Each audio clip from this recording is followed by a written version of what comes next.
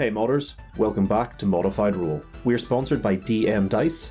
Use the code ModifedRoll or follow the link in the description to get 10% off all your adventuring needs. We're also sponsored by Arcanist Rum. Check them out and use code ModifedRoll to get 15% off all purchases and free shipping. Last episode, our party got a taste of what bureaucracy is like here in Belgravia. A large city whose influence reaches all across the continent. Runs often like a well-oiled machine, but sometimes things slip between the cracks. But with their new accommodation secured, the party now set out to find their new digs while staying in Belgravia. We rejoin them now in Season 2, Episode 38, Spring Cleaning.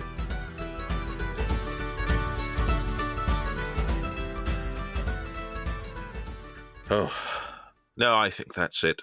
We thank you for all of your help. I'm sorry to have sprung this on you, but as we say, it's of grave importance. No, absolutely. It's not often that we get... apologies if I'm making an incorrect assumption, but it's not often we have adventurers travelling to the city with the seals of two of the nobility in tow. This is something we are taking very seriously. But please, by all means, we have detained you for long enough. We will allow you to go and settle in at your new abode.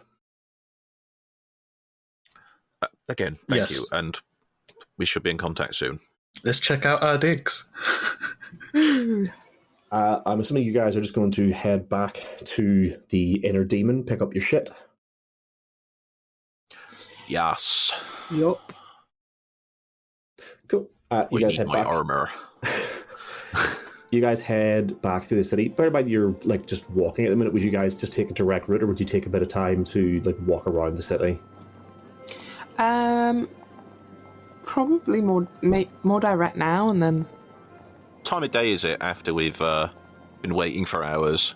Well, if we're saying you guys went relatively early, it's probably coming on to midday-ish at this point. So about 4 hours from that queue, maybe? Yeah. I don't know, wander, stop at a bakery or something, grab a bit of lunch on the way back, that sort of thing. See what shops are about. Yeah, I mean, this is the thing. Belgravia is one of, if not the largest, cosmopolitan city in the kingdom. So they're going to have pretty much any shop that you would want. I mean, it doesn't hurt to know where some of these stores may be, So, if we're needing some supplies. As mentioned before, the city is sort of split into these high streets and low streets. There is a communal market, which is an open air market with stalls and stuff set up. You'll find bits and pieces of everything there, but no brick and mortar shops. There are going to be stores in a market area in the high streets at a similar, if a little bit sort of cheaper version in the lower streets as well. And bear in mind, coming from the keep, you would be passing through the high streets into the lower ones. Let's just go and get our shit. Yeah. Yeah. Go. We can explore the city some other time. Yeah, I mean, as you walk through, you're going to see plenty of bits anyway. You probably pass through, I'd imagine, these outskirts of the open air market. And again, you pass plenty of these people just hawking their wares, as well as the little newsies shouting about the newspapers and the headline stories as you go past. But eventually you guys make it back to the Inner Demon. You probably, being sort of lunchtime at this point, you come in to see sort of Relius and Resmus sort of getting ready to start their shift for the day, and Demi sort of leaning on the bar, picking at some bits of food herself as she is sort of starting for the day here. First thing in the morning, midday is pretty much first thing in the morning for Demi, as you would know Gilliana.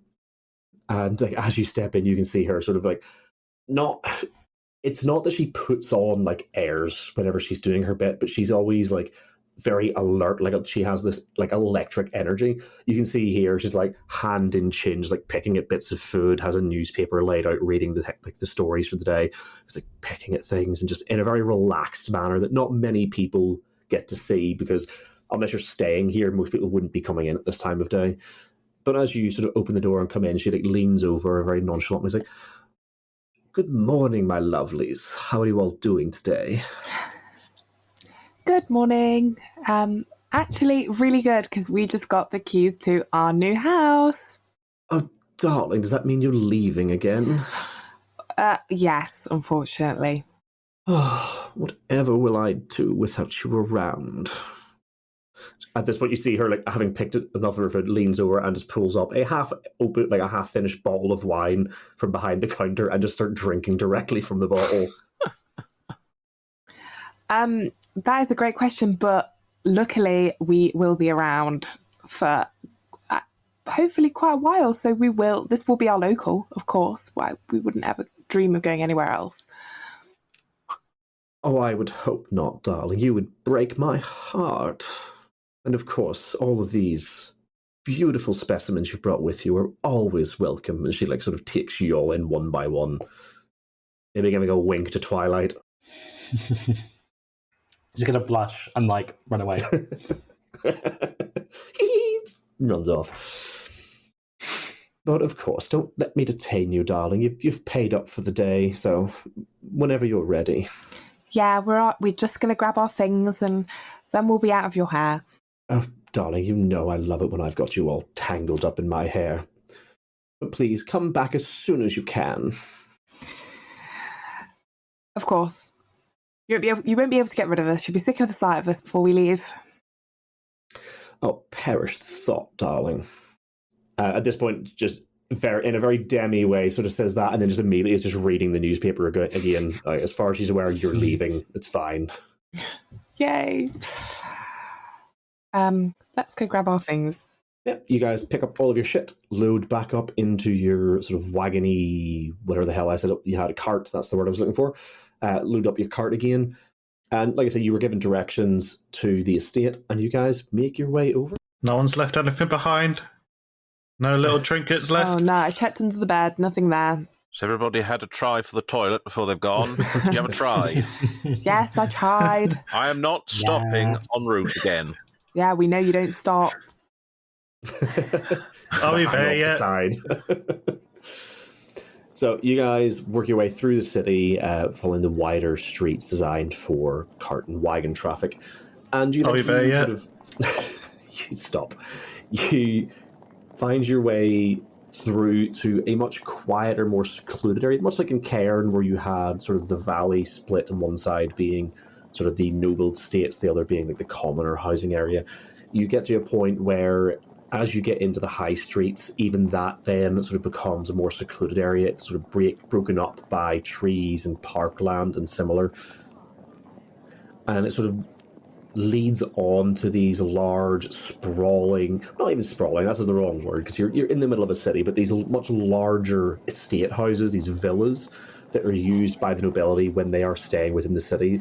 Some of the noble families would have like a permanent residence here. Those who like make their living in Belgravia would stay in these houses permanently. Others whose like heads of the family or main bodies of the family live in another city would use these estates whenever they travel. The Aspers were one such family. The head of the family, obviously Felicia's late husband, they would have been situated in Cairn and only would have used this estate when they travelled here. And as Felicia told you, that sort of had, after her husband's passing and the sort of rumours that went around, she didn't really like coming to the city, as it was just more bother than it was really worth. So it has been disused for quite some time, but you see this lovely, old, well-tended in its past, sort of villa estate house. And as you approach it, it's got a little sort of garden within its walls, sort of just off the main road. And you can see it is it is beautiful from the outside. It's got lovely, like, heavy wooden exteriors, really, like, terracotta red tiling on the roof. And you can even make out in one of like the little walled gardens, you can just about even hear, even as you approach, like several water features. And you guys like sort of take your cart around. There is like a small, it's not like a full stables, but there is space for a cart and horses to be kept. And you sort of park up there and unload and head in through the front door, to which you have newly acquired keys for. And as you step inside, you see this beautiful sort of tiled floor, none of this like stone or straw that you've been used to in the taverns you've been staying in. These beautiful tiled floors, old dusty tapestries hanging on the wall. Once you come into the main building proper, obviously there is fewer windows and once you've come in through the entryway, so it is quite dark with none of the lights lit and the candles or torches lit. So it is a relatively dark space, but you can tell even in the darkness, it is still quite nice. A lot of the nicer stuff you can imagine has probably been taken away and put into storage while nobody was here, but they do still have like heavy tapestries on the wall to try and keep the chill at bay, and some nice furniture. But as you sort of step in and begin to take in the sort of main entryway, which leads on to a large circular room with a pair of stairs that lead up, you can just about make out through an open doorway. Can I immediately get a perception check, please? Oh dear. 13. 2 as a natural 1. 18. That is an 11. Okay, with an 18, Giuliana is the only one to hear. As you sort of step in and the door closes behind you, there is a crash from like further into the house, as if something has been knocked over. What was that? What was what? What was what? There was a crash further on in the house, like someone had knocked something over. Are you sure you're not hearing things? I didn't hear anything. Did you see these ears? Do they look like they hear things? No, me and Casiso were looking at these curtains. They're very nice. Well, I I was heard... busy sorting out some light in here. You know, it's a bit dark. Well, yeah, No? maybe we should get some light and see what knocked something ominous over in the house. Okay, Kilian, if you're so sure there was a crash, we'll go and check it out. We are ghost hunters Do you know now. what? I don't appreciate you men gaslighting me into thinking I didn't hear things. It's not cool. Okay, Totally I'm didn't hear sorry. anything. Let's go and have a look. Thank you. Oh, If it Christ. puts your mind at ease. So passive aggressive, so patronising. I like how quickly you guys can like switch from being like super supportive, being like, no, you delicate woman, if you're sure you heard something. Horrible. The duality of man. So as you step through, you see immediately to your right is you could imagine if it was furnished would be a nice little sort of reading nook, sort of relaxing area, as there are a pair of windows that look out into one of like the walled garden areas. You can see the garden is like from here, like without moving up to the window, it looks all right. You can see a water feature that is still running, but where you guys are, there's only like one door immediately to your left, and an open sort of archway that leads into that large circular room with the stairwell. But you can see that continues on, and that would be how you would access the rest of the lower portion of the house. So I'm assuming you guys head through that way to see what made the noise. Yeah. Yep. I'll grab a light source as we go on down. Lighting up candles and whatnot, so we've got light on our way. As you step through into that sort of central cylindrical circular room with the stairways leading up, can I get another perception check from everyone? Oof. Oh, that's much better. 21. Woo! Oof. 8. Unnatural 20. Way. Giuliana on it. 3. I got one more than last time. 3. Brilliant. Wow. The gaslighter's not seeing things. Yeah. With the 20 and 21, you guys hear two things. You hear another crash coming from your left down like another hallway, but you also hear directly in front of you, you can see a pair of double doors, and you can hear from in there the sounds of like scratching of something. Oh my god, did you hear that now? What? Hear what? I still don't hear anything. I heard it. Twilight heard it. What? Just the women. Scratching. Imagining Sinclair's going to draw his sword. Here we go. It's just this female hysteria, imagining things. Wow. Please tell me we're not fighting ghosts. Ooh. Right, where was it coming from? I'll go first. Literally right in front, those double doors. Yeah, there's scratching through there. There must crashes over. Okay, Sinclair's going to sort of sneak over to it, quiet-ish, and kick the door open. Fantastic. You kick the door open and immediately see inside these two little creatures, long, spindly wings, these like long, narrow limbs. So literally like cats, like scratching and tearing at what were once relatively well-appointed like sofas that had like covered, like dust covers thrown over them. They're like scratching and tearing at them. And when you kick open the door, they both go, ah! And we're going to go to initiative. Oh. Not the sofas. Excellent. Time to kill some cats. We really are the cleaning service, aren't we? That is an 18 for Sinclair. Beautiful. Maddie? I 15. 15. Casizo rolled a 10. Beautiful. Okay. Wow, that's a lot of high rolls. Yeah, all very high. All very high. So, Giliana, Sinclair kicks open the door, and these two little creatures, these horrible little, like, spindly, skinny men, like, with long, pointed noses, long, sort of pointed ears, and these horrible, skinny, drooping arms. And they are, I should have specified, surrounded by a swirling cloud of dust, which is filling the room at this point. But Giliana, you get to go first as the door opens, and these creatures, which were currently like tearing apart the sofas, both look over and go, ah! Oh, shit. Where am I stood? Oh, kind of far back. Can I get in within like melee range? Yes. I'll do that then. Cool. And then I'm going to stab it with my short sword, I think. Beautiful. And then do I get sneak attack? In this instance, no. Why? Because you weren't hidden, you don't have a surprise round because it heard you coming, and you don't have an ally within 5 feet. Well, that's not great on my team, is it? Does a 16 hit? A 16 does hit. These things are not wearing clothes. Oh, good. Ugh. Shrivel little man, Dick. Yeah. I can see his cloud.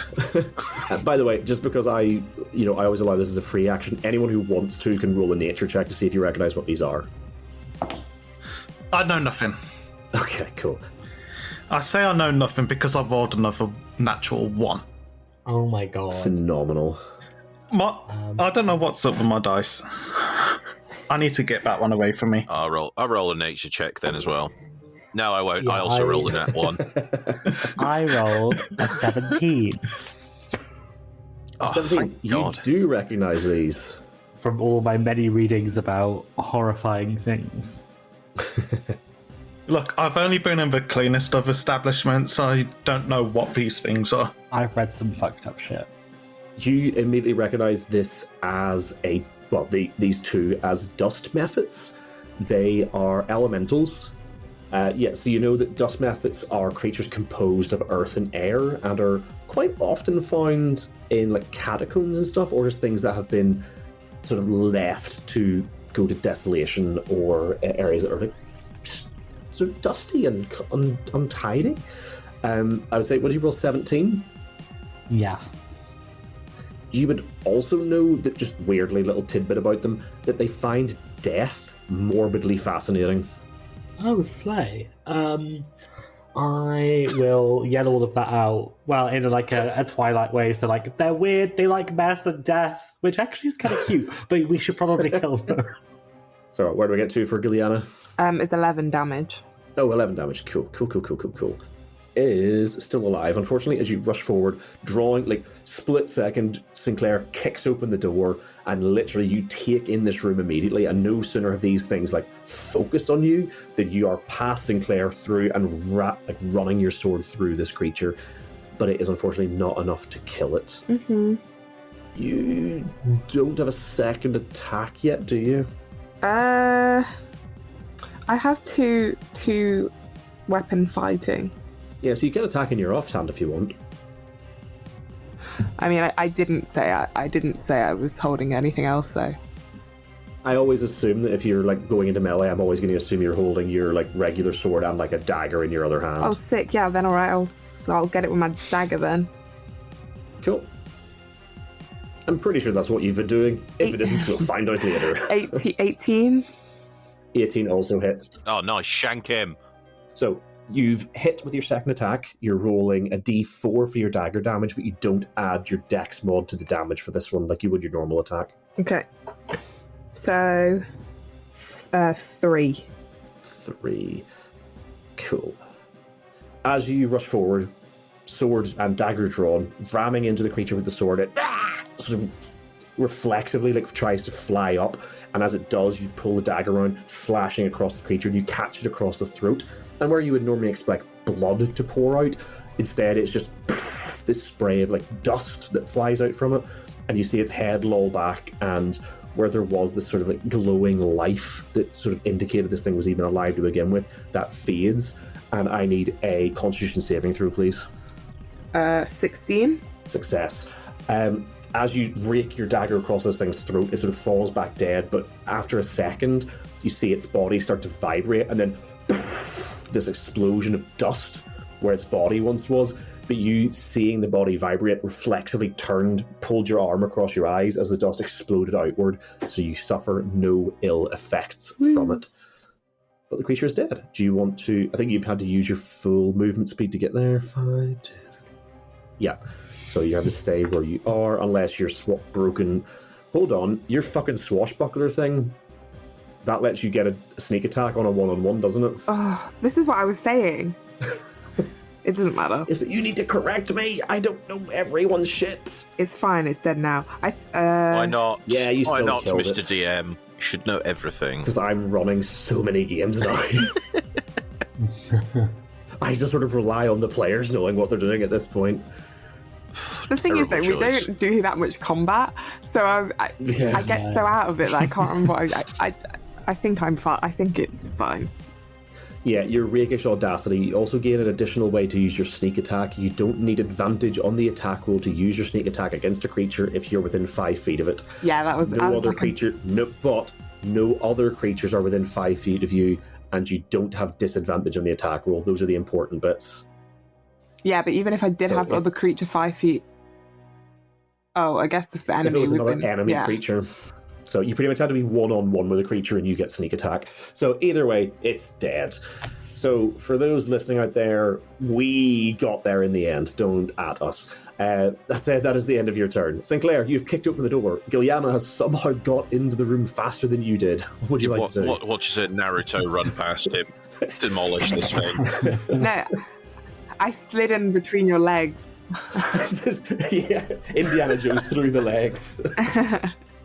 He looks at the other one, runs up to it, and he's going to take a slash at it with his sword. Amazing. Except he's not, because that was a nat one. Oh. I think we need to change our dice. I'm changing that one. That one's going to jail. I am tempted to get the D&D is for Nerds Good Boy, Bad Boy cards, which they use for crits. So a crit fail, they have a bunch of shit that can go wrong. Literally things like cramp. You drop your you take a negative penalty to any athletics checks or things like that. I'm tempted to get them, but they can be. Some of them are super harsh. Oh, really? But likewise, there's a crit. That's not their good boy, bad boy cards. Those are their crits, fumbles, and crit successes. They have if you crit on an attack roll, there are specific ones that are quadruple damage, and you cut out the creature's eye and it's blind for so many rounds or whatever. I'm tempted to get them because they are very funny, but also, like I said, can very quickly turn the tide of a battle one way or the other. But anyway, natural one. You rush in, but this creature, having seen its ally been destroyed, sees you coming and throws up the dust cover that was on the sofa in front of you. And as you rush forward, it sort of falls over you, making you look like a ghost. And you sort of flail around and pull it off, and unfortunately that was just enough to put you off your attack. And as you swing wildly, the creature dances away from you. Well, you also only have one attack, don't you? No, I don't. Oh. I am a level 5 paladin now. You get 2 attacks. So in his anger of the missing, he rolls. Yeah, that's better. That's an 18 to hit.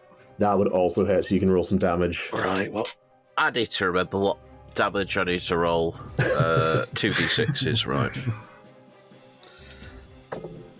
16 slashing damage.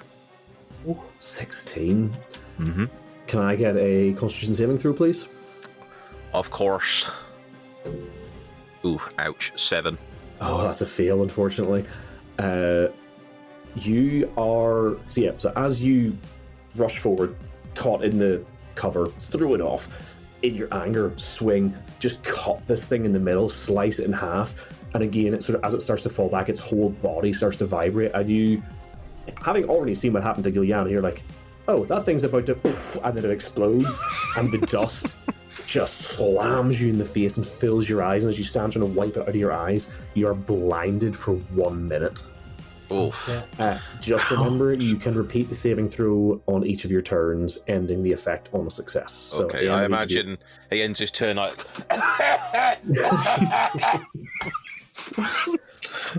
So at the end of each of your turns, you can repeat that save. I cannot see, I'm blind. So, that said, the 2 creatures in the room are dead, but we aren't going to leave initiative yet. Twilight. I was just about to say, I'm assuming there's going to be more. You don't know. Twilight, what would you like to do? Well, there was the crashing sound on the other side, right? Yes, that was not coming from this room, but it was coming right from the left. You can see now that you guys have moved forward, the corridor goes to the left, and there's like another door directly that way as you look down the hallway, but you can also see it continues further then down, like, it's not the actual cardinal directions, but looking at the map, it would be like to the south, so the corridor goes west and then south. Okay, does it look like any other creatures in this room? In that room currently? No.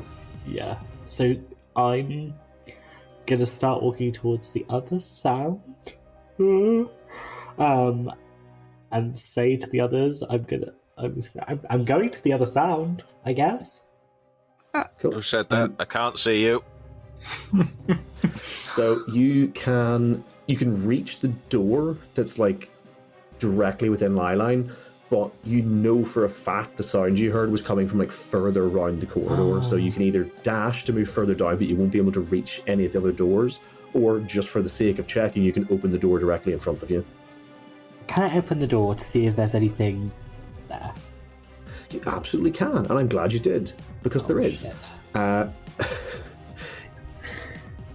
You open the door to see several more similar creatures to what were in the other room. These horrible claw, like it almost looks like someone has taken a little man made of dust and then like stretched him in every aspect. And there's 3 of them swimming around what is quite obviously some sort of like bathroom, not bathroom, but bathing room. Like there's a big stone tub in the middle of the room with several like basins on the wall, and you can see like several of these creatures like swimming around, like I say swimming, air quotes, swimming this big, what was an empty stone bath, which is now full of like dust. They're having a dust bath. That's what they're doing. Sorry, didn't mean to intrude. Yeah, you open the door and all 3 of them go. Can I guiding bolt one of them? You absolutely can.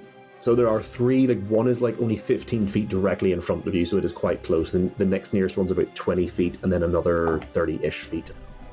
Okay, that's a 19 to hit. 19 definitely hits the first one, yeah. I think I should have saved these.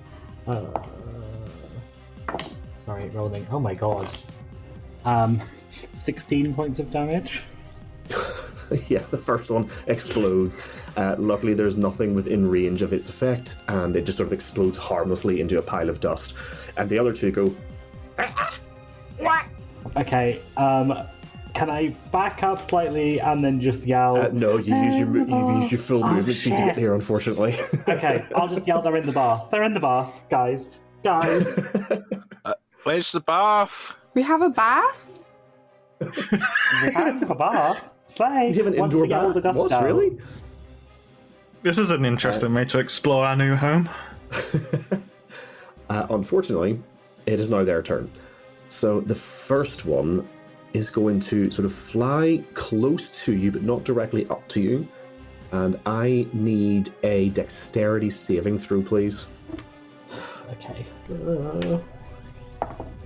Oh, slay. Where are we? Where's my saving throws? -1. Oh, That's a 17. Oh, I mean, that's still massive. Yeah, that absolutely beats this thing. The first one like rushes up and like exhales this cone of dust at you. And similarly again, you see it sort of breathing in, and knowing what you know about dust methods, you know it's about to try and blind you. So you just close your eyes, put your hand over your face, and like cover your mouth, and the dust sort of washes harmlessly over you. So unfortunately, the next one is going to stay even further away, but you see it like cough and breathe out this like almost solid ball of this horrible like orange-red dust, and it like a baseball pitcher winds up and just hucks this thing directly at your face. I need to roll a bunch of dice here. 6. oh my god. 12, 15, 22, 25, 30, 32. What is your total number of hit points? 38. Oh, you damn it. The ball hits you in the face and washes over you, and you like stand there like blinking your eyes, and you start to yawn. You realize, oh god, I'm too tired, and you just shake it off and go, no, I'm in the middle of combat. And the creature just tried to cast sleep on you, and it rolled a 32 on the hit points. It was 6 away from knocking you unconscious. So close. I'm just going to say, you bitch! But that was their turn. But then, unfortunately, for Giliana and Sinclair, what you hear is this, like... and you look over towards the windows that are, like, lining the walls of this room. As, like, clambering through them, you see 2 similar-looking creatures, but not exactly the same. A very similar little guy, but instead of being made of dust, he looks like he's made of muck. I just want to point out, Sinclair does not see him, but he does hear him. Sinclair doesn't see that. Pete does. But yeah, Sinclair hears it as these things like clamber through the walls. What the hell's that? Do you want to know or not? I would most definitely like to know. It's the same thing we've just killed, but mud version. Excellent. Oh, this is going swimmingly. Well, I think some of them are swimming. Funny you should say that. Yeah, I'm going to say you don't instantly feel this, Sinclair, but you're going to be rolling at disadvantage because you can't see what's happening. But Giliana, what you see is one of the creatures sort of like... The other ones, as they were flying, their wings like sort of fluttered and this like dust was like flying off them like scales off a butterfly. These ones have these like big like... ponderous sort of like wing strokes as it sort of floats into them, like bobbing up and down. And you see it like gets into a position where it's looking at both, one of them gets into a position where it's looking at both you and Sinclair, and it just goes, oh Jesus! And it just explodes out from it this cone of. Oh, hold on. Oh, this one is one creature. Okay, so they're each going to do this to one of you. Good thing I double checked that. Oh yeah, sounds great. Listen to us might get annoyed. So yeah, they're actually both going to fly up, and they're both going to do this to each of you because they can only target one creature. But I need both of you to make me dexterity saving throw. Sinclair, because you're relying on sound, you're doing this at disadvantage. Okay, boss. Ooh. 15? 15 is a success. Ooh, nice. 21. Both successes. So, Giliana, as this creature comes towards you, you can see it's going to try and, like, vomit something on you, so you shout to Sinclair, "Get down!" And you both duck in these things, and this, like, explosion of mud erupts from its mouth and just sort of seals harmlessly over both of your heads. And that is their turn. So, Cazisel, you've just seen Twilight run off one direction, yell about them being in the bath, then I'd probably say from where you're standing currently, you don't see anything that happens, but you can sort of see what's going on in the room with Giliana and Sinclair.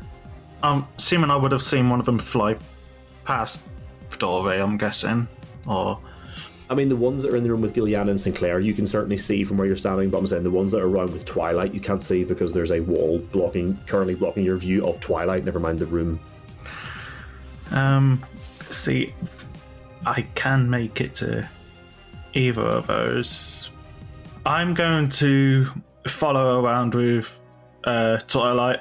I'm assuming I wouldn't have seen Sinclair get blinded where I'm standing. No, you probably wouldn't. You would have heard the creature like explode, but you probably wouldn't know right now that he is blinded. So I'll be assuming that those two will be dealing with what I'm seeing in there, and I will follow over with Twilight. So I've got a speed of 40 on my character, and I'm going to use my Step of the Wind to dash as a bonus action to the closest thing I see. Yep. I'm going to punch it with... so I've got this Draconic Strike, which allows me to change my damage type with my unarmed strikes. So I'm just going to punch it with lightning damage. Cool.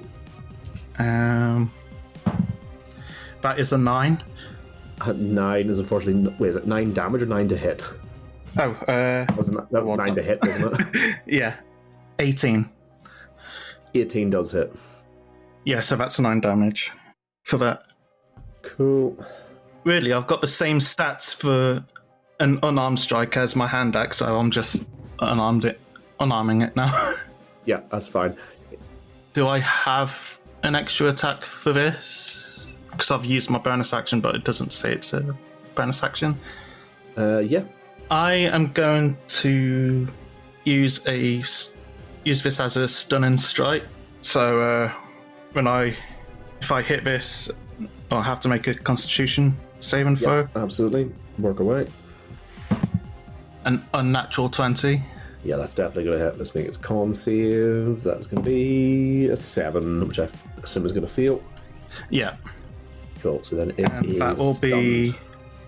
And that will be 6 points of damage with that as well. Cool. It is just barely still standing, but it is stunned until the start of your next turn. Beautiful. Do lovely. Is that everything for your turn? Yeah. Cool. We're back to Gilliana. You've got one of these mud creatures on you.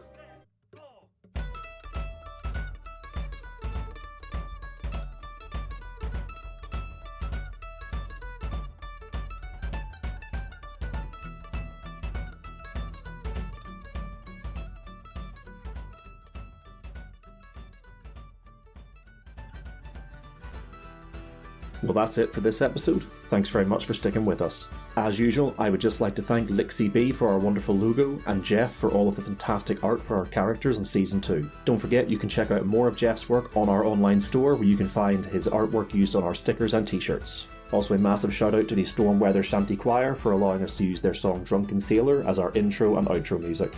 Also a massive thank you to our wonderful sponsors DM Dice and Arcanist Rum. Find links to both of their websites in our description. And finally, a massive shout out and thank you to all of our Patreon supporters who continue to support us in everything we do. Your support means the world to us, and we hope that we can go on making fantastic content thanks to you. So no recommended podcast this week, but just 2 very quick things to say to everyone. First of all, Dydd Gulduwi Sant Hapus. Today is obviously the 1st of March and St. David's Day, so obviously we have a native Welshman in the podcast, so I would be remiss if I didn't wish everyone a happy St. David's Day. And second of all, on a similar note, if you haven't checked out our Patreon yet, just going to remind you guys, similar to the end of last episode, we now have our +2 modified roll tier set up that you can trial it for, I think it's a month for free. And it's definitely a good time to check that out. We've been putting up a ton of content recently, and Pete specifically has been putting out some amazing stuff with his character builders and his Folktale Fridays, which have been really fun to listen to.